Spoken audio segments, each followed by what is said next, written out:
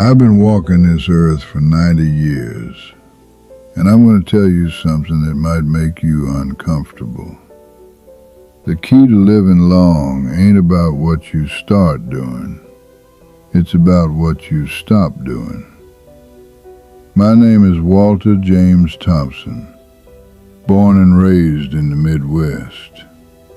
I buried my mother, my father, two brothers, my best friend from high school, and a wife I loved for 48 years. I've stood at more gravesides than I care to remember.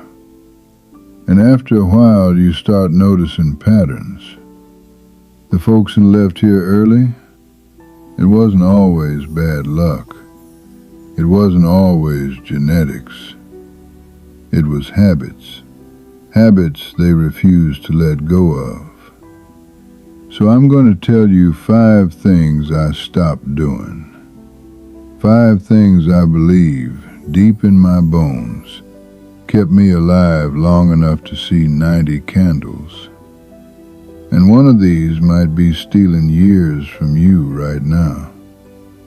Number 1, I stopped carrying stress like it was a badge of honor. Now, where I come from, being busy and stressed meant you were important. Providing, grinding, holding it down. I wore stress like a suit. Tight chest, tight jaw. Always thinking 3 problems ahead. Then one day I realized something. Stress doesn't prove you're strong. It proves you're stuck. I watched good men work themselves into early graves. Blood pressure through the roof. Sleep cut in half. Hearts giving out before they ever learned how to rest.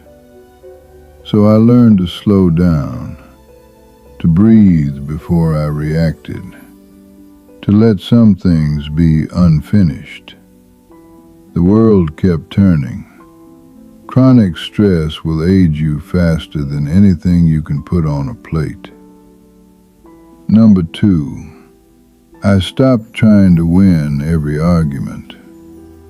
I used to think being right was the same thing as being wise.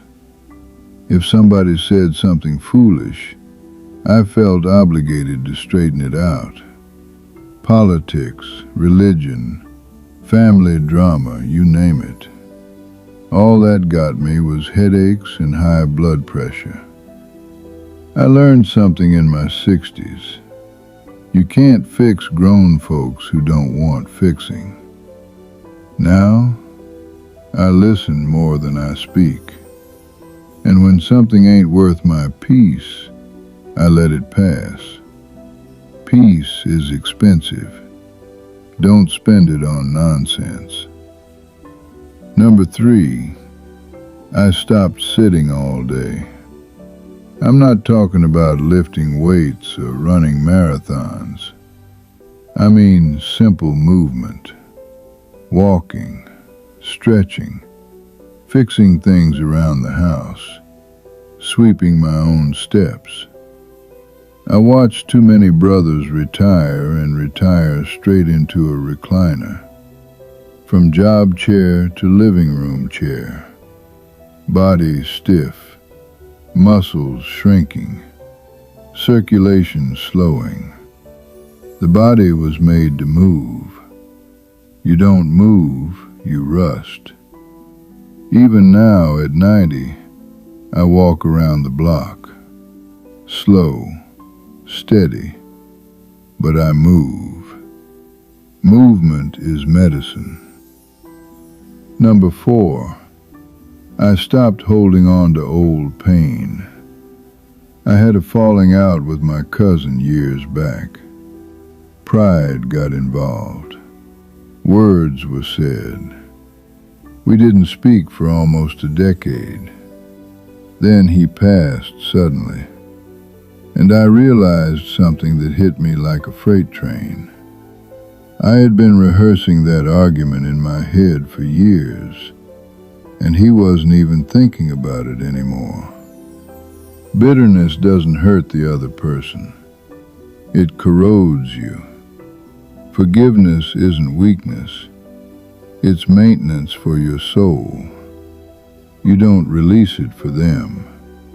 You release it for your own heart. Number 5, I stopped waiting. That's the big one. For years, I told myself I'd enjoy life after this next milestone. After the mortgage, after the promotion, after the kids were grown. There was always another after. I had a buddy, James. We always talked about taking a fishing trip up north once we retired. 30 years of talking. He died 6 months before retirement. You think you have time. You don't. Time feels long when you're young. At 90, I can tell you, it moves like a freight train. Stop postponing joy. Stop saving the good dishes for special occasions. Stop waiting to say, I love you. Stop thinking the real living starts later. Later is not guaranteed. Here's the truth. Your body keeps score. Your mind keeps score. Your spirit keeps score. Every day you choose stress over stillness, anger over peace, sitting over moving, pride over forgiveness, and waiting over living. You subtract something, and you don't even notice it happening. I'm not perfect. I didn't figure this out early. I lost years to stubbornness and hustle. But when I started letting go of what was hurting me, I felt lighter, slept better, laughed more. Longevity ain't about being lucky. It's about subtraction. Stop stressing. Stop arguing with fools. Stop sitting all day. Stop holding grudges. Stop waiting to live. It sounds simple, but simple choices made daily add up over decades. I've watched too many good people leave here early because they wouldn't put down what was killing them. Don't be one of them. You got more power than you think, more control than you've been told. And if you're blessed, you might just make it to 90 yourself. Now, if you'll excuse me, I've got a front porch, a rocking chair, and a sunset that ain't going to watch itself.